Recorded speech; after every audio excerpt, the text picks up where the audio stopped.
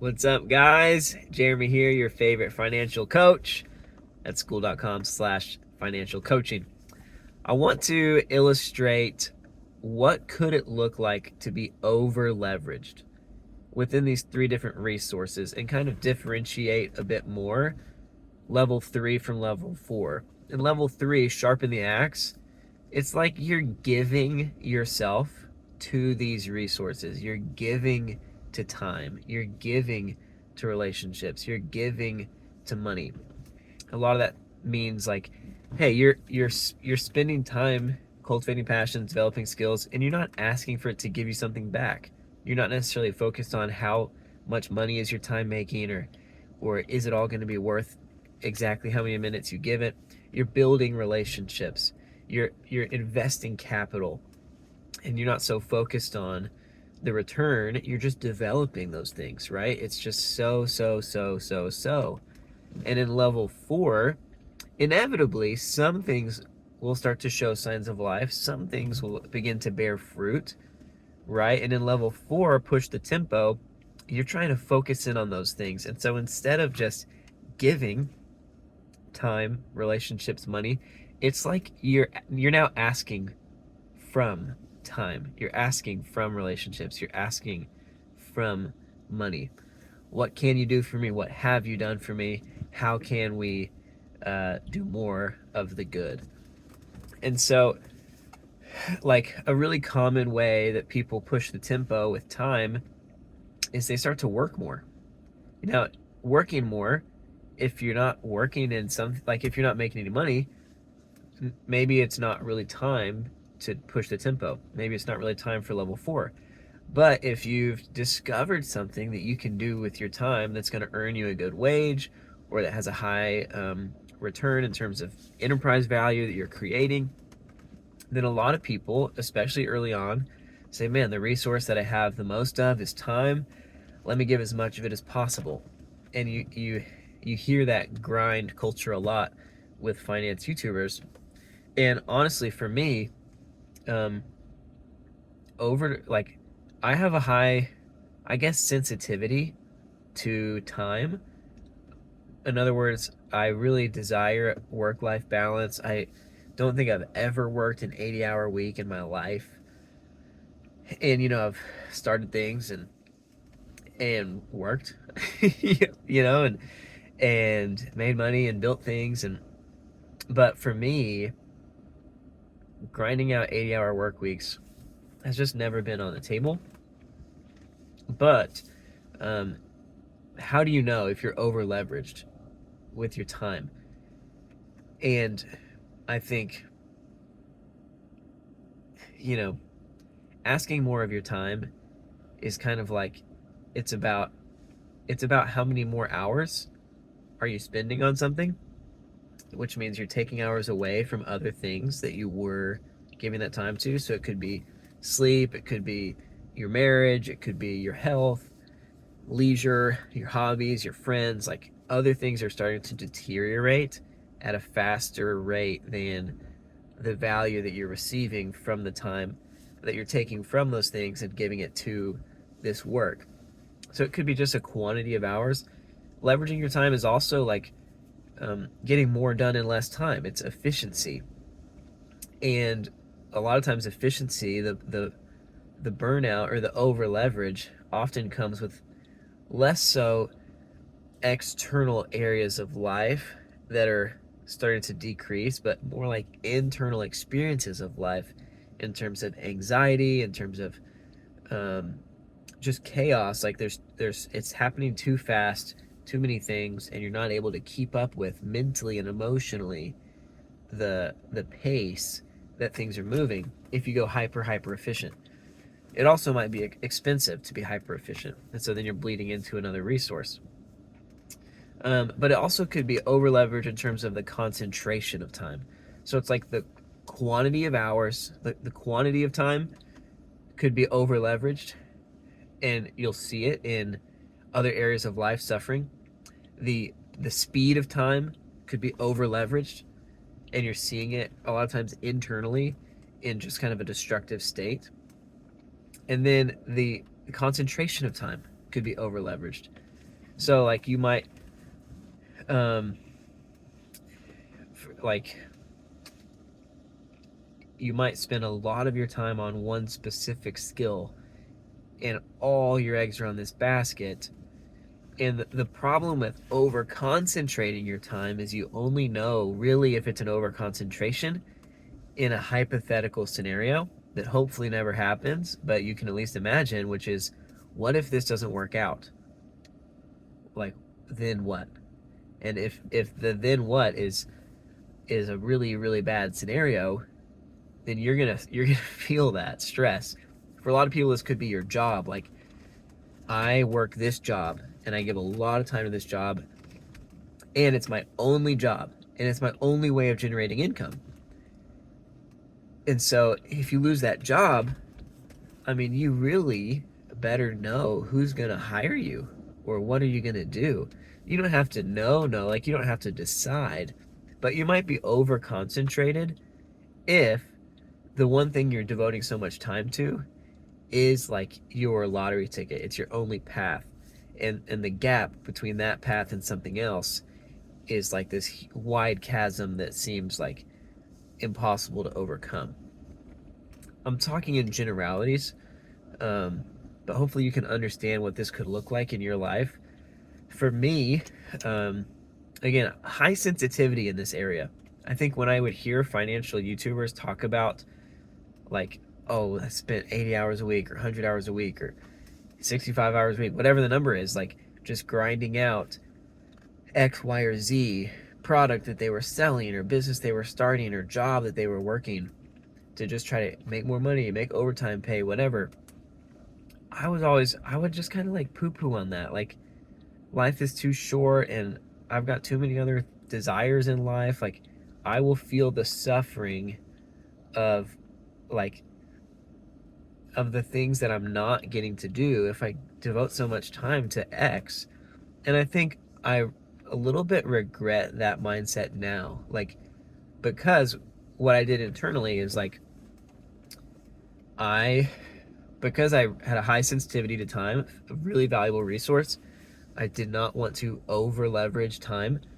It but simultaneously, I still had a high level of financial ambition and a high level to ascend this pyramid of financial freedom. It kind of narrowed down my options to relationships and money. And because I was so unwilling to lean more into leveraging my time, I maybe over leveraged in some other resources that I didn't really have to do. And I think ultimately, if now granted, everyone has their own path. I'm sure there's a million examples of everything. But from my perspective, by and large, the majority of people that outpace others in the area of success, like time is over, not necessarily over leveraged, but it is leveraged. Like, they push the tempo as far as their time, the quantity and the efficiency, the speed and the concentration of their time, they do. And I think it was a little bit naive of me, a little bit short-sighted to refuse to envision what that could look like for me and instead assume that I can achieve the same level or even a greater level of success financially without heeding the general caution or general wisdom of those that have gone before me that testify that you really got to push the tempo with your time.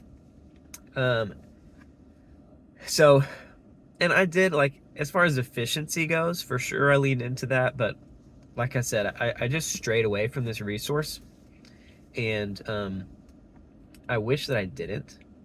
Like, and I talk about this in level 1 with frugality, for example, how in freedom from finances, one of the practical ways that we can get free internally from finances ruling our life is by a deep level of contentment and even maybe an extreme level of frugality, where no matter what I do, where I live, what job I have, like I can live with peace and with joy and contentment and satisfaction because my lifestyle is so low. Like the cost of living for me is so low, and I have found the sweetness of life in the things that are cheap and free.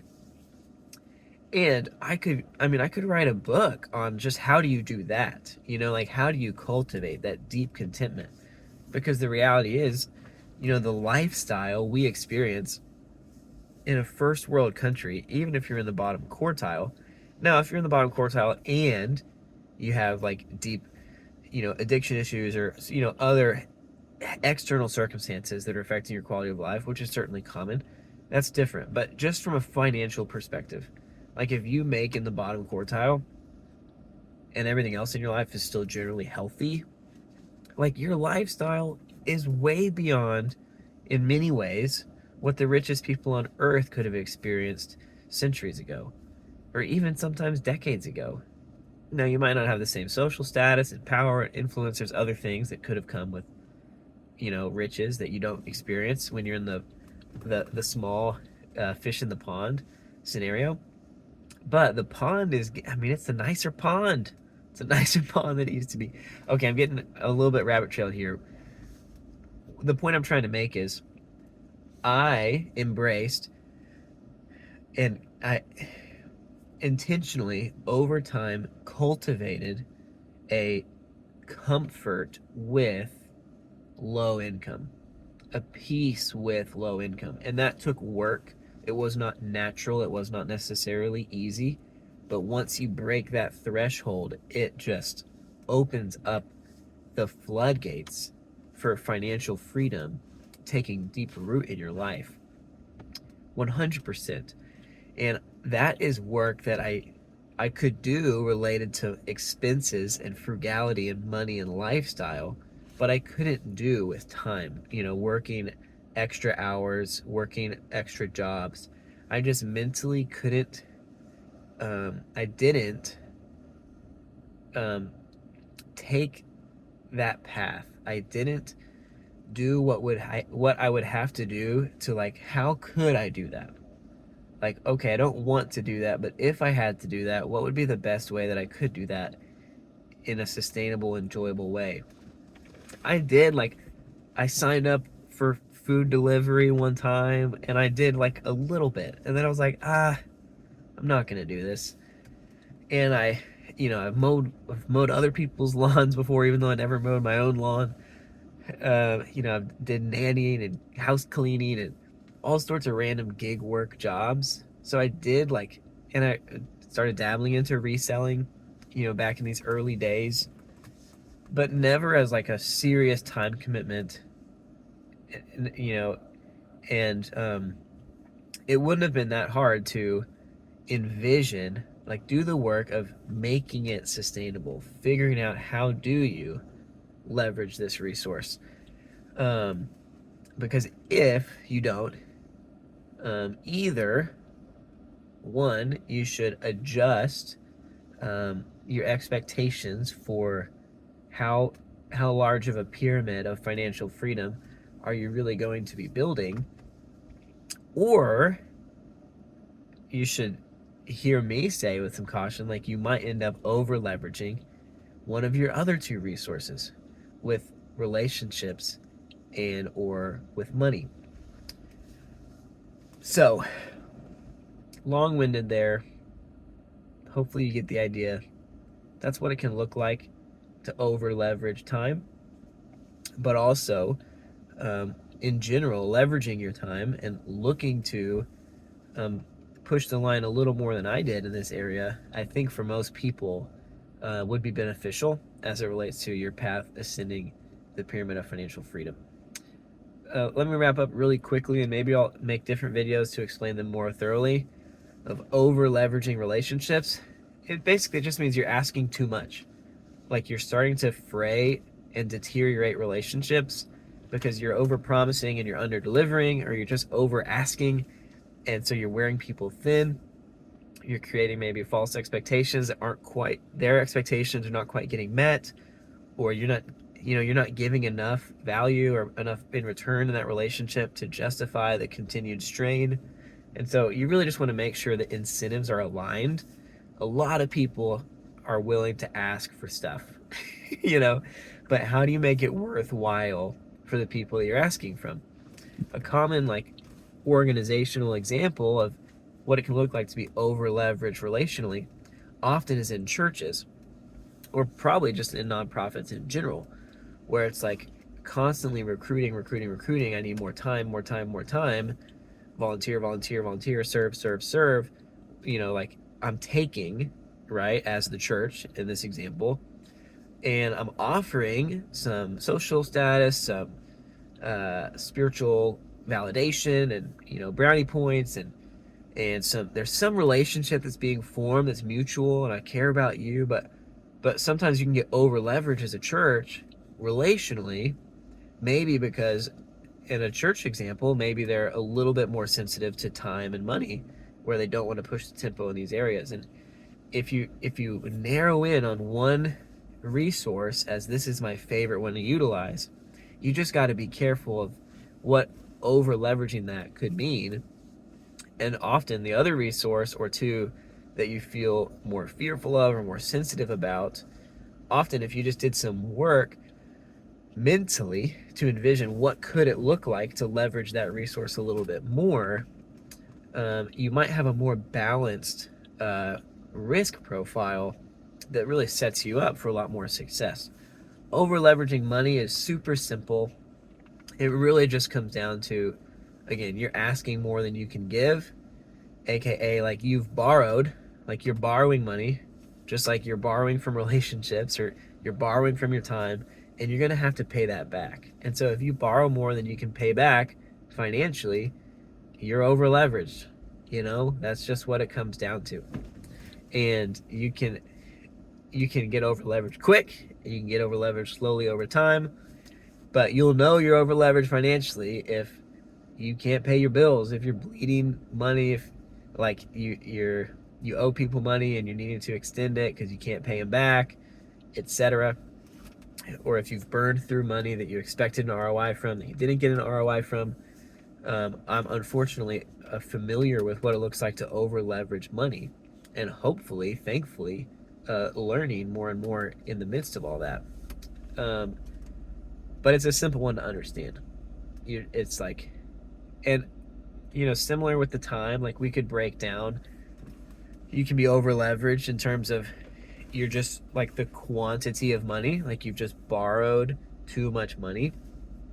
You could be over leveraged in terms of like the speed at how fast money is moving. You could also be over leveraged in the concentration, and this could really work both ways. Like I mentioned with time, everything going to one thing, but also with time, you could be like everything's going to 50 different directions. Same with money. You could be all in on this one investment opportunity, but you could also be scattered between 1,000 investment opportunities, and either way, you're asking too much of your money in that scenario. And if you're asking too much of any of these one resources, you're going to be over leveraged. If you're over leveraged, that doesn't mean your collapse is imminent and it's all over, but it's something you should evaluate, maybe course correct, maybe spread the love of risk between some other resources, maybe evaluate with some more scrutiny. Is the ROI really there with this way that I'm leveraging this resource, or am I just doing this based on habit or culture, expectation, ambition? So there's some course correcting in terms of your decision making, and also maybe some course correcting in terms of your expectations, where it's like, okay, if this is your risk profile, like these are the ways that you are able to push the tempo between time, relationships, and money. And let's say it's a really little. Let's say it's really little. Like I'm never going to ask anything of anyone. I'm never going to borrow any amount of dollars. I'm never going to take away from any of my lifestyle. Then you got to know that like your path of financial freedom, it can definitely still be a healthier, stronger, bigger pyramid that gets built faster than the average Joe out there. But it is not going to be huge and so fast. You know what I mean? Like, there is a trade-off as it relates to risk taking and potential breadth and depth and height and strength of your financial freedom pyramid.